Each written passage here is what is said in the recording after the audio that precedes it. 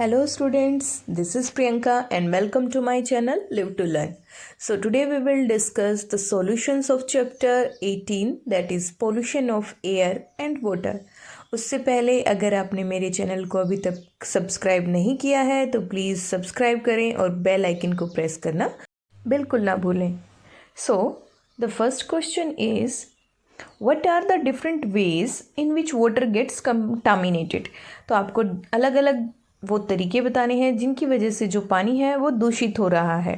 तो यहाँ कुछ डिफरेंट वेज़ हैं, जैसे जो पीपल होते हैं या आसपास जो लोग होते हैं वो सीधा गार्बेज को, कूड़े कचरे को सीधा पानी में डालते हैं, जिसकी वजह से जो पानी है वो कंटामिनेटेड होता है.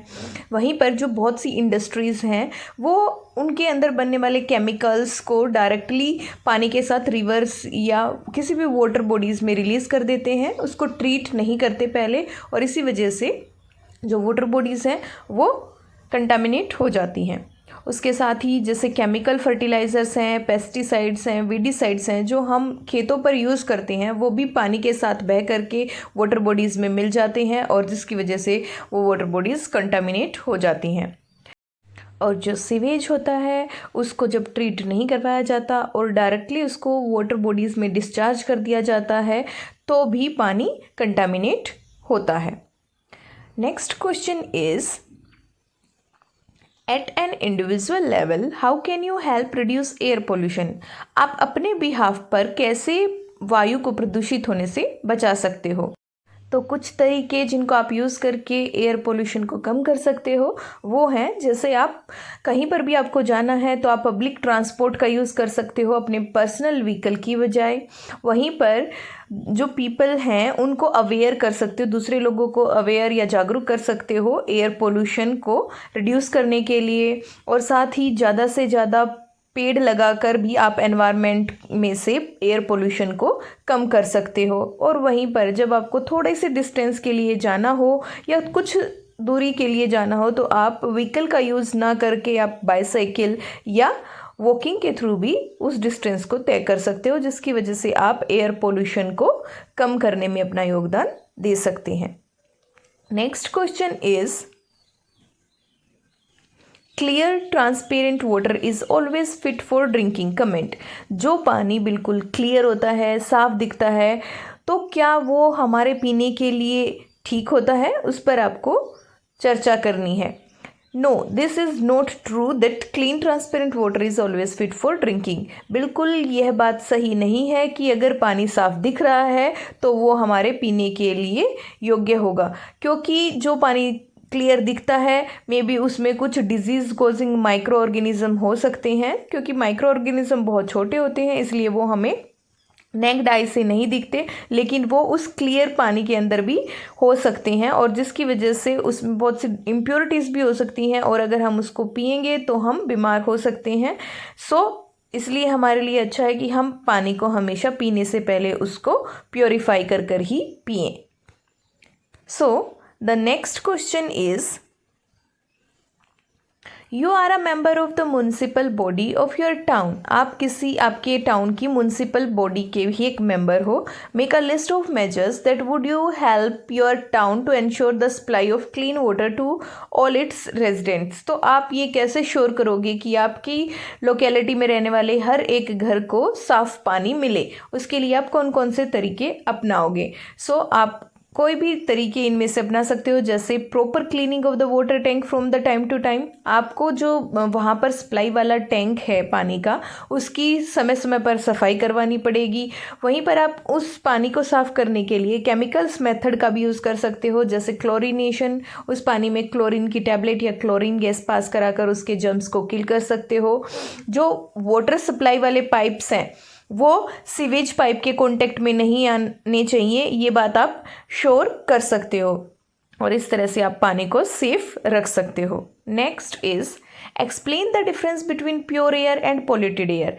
प्योर एयर शुद्ध हवा और दूषित हवा में क्या अंतर है? तो जो शुद्ध हवा होती है उसमें 78% नाइट्रोजन, 21% ऑक्सीजन और 0.03 कार्बन डाइऑक्साइड होती हैं.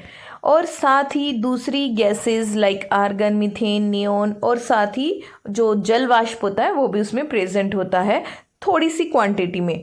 बट जब एयर कंटामिनेट हो जाती है यानी कि दूषित हो जाती है तो उसमें बहुत से जो अवांछित पदार्थ होते हैं जो हवा में नहीं होने चाहिए वो भी उसमें मिल जाते हैं, जो कि हमारे लिए जो लिविंग ऑर्गेनिजम्स हैं उनके लिए हार्मफुल होते हैं, जैसे nitrogen oxide, sulphur oxide, carbon monoxide. जब ये गैसेस के पार्टिकल्स भी हवा में मिक्स हो जाते हैं तो वो हवा दूषित हो जाती है और हमारे लिए हार्मफुल होती है।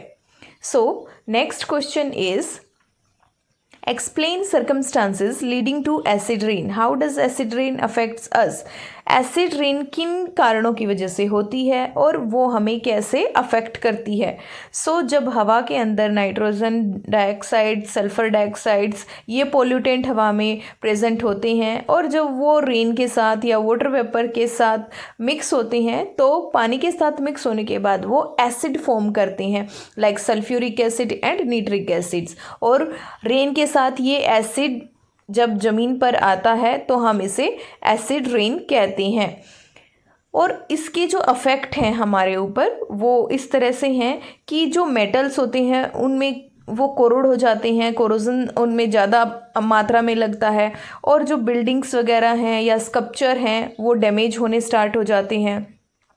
और जो सॉइल के अंदर जो कैल्शियम एक बेसिक न्यूट्रिएंट होता है, एसिड रेन की वजह से वो भी रिमूव हो जाता है और ये साथ ही जो क्रॉप्स हैं या प्लांट्स हैं उनको भी डिस्ट्रॉय करती है। तो इस तरह से जो एसिड रेन है वो ह्यूमन बींग्स के लिए और लिविंग ऑर्गेनिजम्स या नॉन लिविंग थिंग्स के लिए भी बहुत हार्मफुल है। Next is which of the following is not a green house gas. इनमें से कौन सी ग्रीन हाउस गैस नहीं है? आंसर इज नाइट्रोजन, क्योंकि नाइट्रोजन ग्रीन हाउस गैस नहीं है, बाकी सारी ग्रीन हाउस गैसेस हैं। Next is describe the green house effect in your own words. Green house effect क्या है उसे आपको अपने शब्दों में बताना है। ग्रीन हाउस इफ़ेक्ट का मतलब है कि हमारा कि जो अर्थ का एनवायरनमेंट है उसका गर्म होना, क्योंकि जब सन रेज़ हमारी अर्थ पर आती हैं तो उसमें से उस रेडिएशन का कुछ पार्ट हमारी अर्थ उसको एब्जॉर्व कर लेती है और बाकी रिफ्लेक्टेड होकर स्पेस में चला जाता है। और जो ग्रीन हाउस गैसेस इंक्लूड होती हैं इस फिनोमिना में वो है मीथेन, कार्बन डाइऑक्साइड और वाटर वेपर्स, जो एटमॉस्फेयर में सनलाइट को ट्रैप करती हैं और उसको वापस जाने नहीं देती स्पेस में। और इस वजह से जो प्लांट्स होते हैं उनको गर्मी मिलती है जिसकी वजह से वो सर्वाइव करते हैं। लेकिन जब ये गैसेस कंसंट्रेशन में ज़्यादा ही इंक्रीज़ होती हैं तो ये उस हीट को ज़्यादा ट्रैप करती हैं और बहुत ज़्यादा पार्ट को एब्जॉर्व कर लेती हैं और वापस रिफ्लेक्ट होकर नहीं जाने देती, जिसकी वजह से अर्थ का टेम्परेचर कॉन्टीन्यूस इंक्रीज़ होता जा रहा है और उससे ग्लोबल वार्मिंग भी हो सकती है। The next question is prepare a brief speech on global warming. You have to deliver the speech in your class. आपको एक ग्लोबल वार्मिंग पर एक छोटी सी स्पीच तैयार करनी है जिसको आपको क्लास में डिलीवर करना है। जब हमारी अर्थ सरफेस का जो एवरेज टेम्परेचर है वो कॉन्टीन्यूस इंक्रीज़ होता चला जाता है और उस वजह से जो ग्लेशियर्स की बर्फ़ वगैरह है वो पिघलनी स्टार्ट हो जाती है, उस प्रोसेस को या उस फिनोमिना को हम ग्लोबल वार्मिंग कहते हैं। और ये जो फिनोमिना होता है ये होता है क्योंकि हमारी जो एनवायरनमेंट है उसमें जब ग्रीन हाउस गैसेस हैं like methane, carbon dioxide, water vapours, ये जब इंक्रीज़ होती हैं कंसंट्रेशन के बाद तो ये सोलर रेडिएशंस को ट्रैप करके रखती हैं और उसको रिफ्लेक्ट होकर वापस स्पेस में नहीं जाने देती, जिसकी वजह से हमारी जो अर्थ का टेम्परेचर है वो वार्म रहता है और वो जो लिविंग ऑर्गेनिज्म है उनकी सर्वाइवल में हेल्प करता है। लेकिन जब इसका लेवल कॉन्टीन्यूस इंक्रीज़ होता चला जाता है तो ये ज़्यादा रेडिएशन को ट्रैप करके रखती हैं और हमारे अर्थ के एवरेज टेम्परेचर को बहुत ज़्यादा इंक्रीज़ कर देती हैं, जिसकी वजह से जो ग्लेशियर्स वगैरह है वो मेल्ट होना स्टार्ट हो जाते हैं और सी लेवल इंक्रीज़ होना स्टार्ट हो जाता है और इसी फिनोमिना को हम ग्लोबल वार्मिंग कहते हैं। Next is describe the threat to the beauty of the Taj Mahal.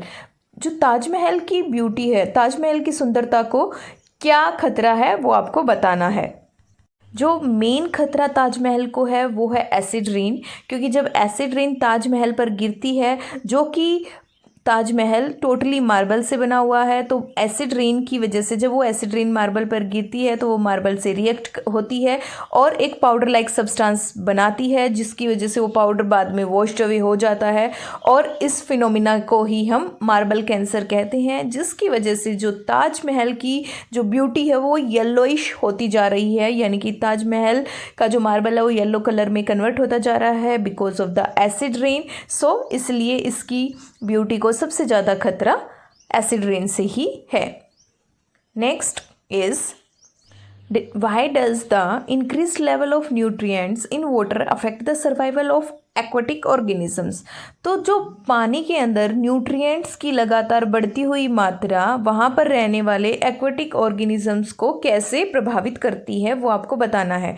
सो जैसे ही पानी के अंदर जो न्यूट्रिएंट्स हैं उनकी मात्रा बढ़ती जाती है तो वो न्यूट्रिएंट्स अवेलेबल होते हैं एल्गी को ग्रो करने के लिए, तो उन न्यूट्रिएंट्स की वजह से जो उस वाटर के अंदर एल्गी है वो काफ़ी फ्लरिश होती है, ग्रो करती है। लेकिन जब एल्गी डाई करती है तो वो उस पानी में रहने वाले डिकम्पोजर्स यानी बैक्टीरिया वगैरह के लिए फूड का काम करती हैं और जो बैक्टीरियाज वगैरह होते हैं उस पर फीड करते हैं और इस प्रोसेस में वो पानी के अंदर डिज़ोल्व्ड ऑक्सीजन का भी यूज़ करते हैं और इसका रिज़ल्ट यह होता है कि उस वाटर की जो ऑक्सीजन है वो कॉन्टीन्यूस घटती चली जाती है और जब उन ऑक्सीजन उस वाटर में अवेलेबल नहीं होती तो वहाँ रहने वाले जो एक्वाटिक ऑर्गेनिजम्स हैं वो डाई कर जाते हैं, जिसको हम कहते हैं बायोलॉजिकल ऑक्सीजन डिमांड, यानी कि उस पानी की जो बायोलॉजिकल ऑक्सीजन डिमांड है वो कम हो जाती है और एक्वाटिक ऑर्गेनिजम्स को वो नहीं मिल पाती, तो वहाँ के जो एक्वाटिक ऑर्गेनिजम्स है वो मर जाते हैं या डाई कर जाते हैं। इसलिए जो इंक्रीज्ड लेवल ऑफ न्यूट्रिएंट्स है